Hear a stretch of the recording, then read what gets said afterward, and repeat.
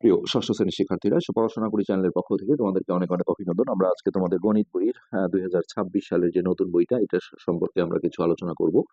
তো এই ষষ্ঠ শ্রেণীর সমস্ত ক্লাসগুলো আমাদের বিগত 25 সালের বই দেখে করা আছে। আমরা এগুলোতে প্রচুর ভিউ পেয়েছি। এগুলো আমরা নতুন করে আর ক্লাসগুলো করব না। তো এক্ষেত্রে আমরা দেখাতে চাই এটা হচ্ছে 26 সালের বই। আর এইখানে দেখো আমার কাছে আর একটা বই আমি রেখেছি, এটা হচ্ছে 2025 সালের। এটা থেকে আমরা ক্লাসগুলো করেছিলাম।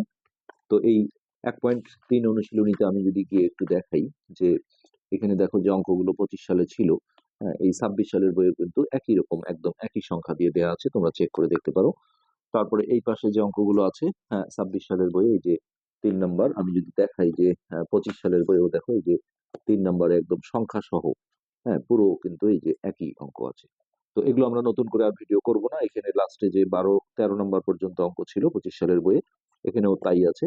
এই যে 13 নম্বর অঙ্কটা দেখো একই রকম, দুটি সংখ্যার গুণফল এত, গসাগু এত, লসাগু কত, এই যে 25 সালের বইও তাই ছিল। তো এই ক্লাসগুলো তোমরা খুঁজে পেতে গেলে এই ভিডিওর নিচে ডেসক্রিপশন বক্সে আমরা এই অধ্যায়ের লিঙ্কটা দিয়ে দেবো, সেখান থেকে সরাসরি যেতে পারো।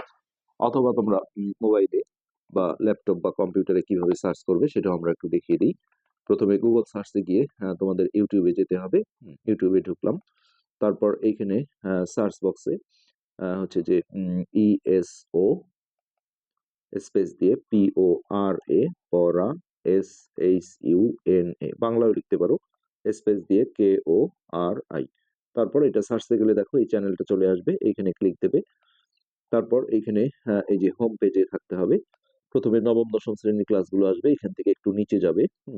যদি এটা চাপ দাও তাহলে ওই নবম দশম শ্রেণীর বাকি ভিডিওগুলো চলে আসবে। আমরা একটু নিচের দিকে যাব, ক্লাস 6 অল লেখা আছে দেখো একটা, এই যে এখানে যদি ক্লিক দাও তাহলে তোমরা সমস্ত অধ্যায়ের প্লে লিস্ট গুলো এখানে পেয়ে যাবে। এই যে 1.3, এটা যদি ক্লিক করো এখানে সমস্ত ক্লাসগুলো কিন্তু তোমরা দেখতে পাবে। এগুলোতে প্রচুর আমরা ভিউ পেয়েছি।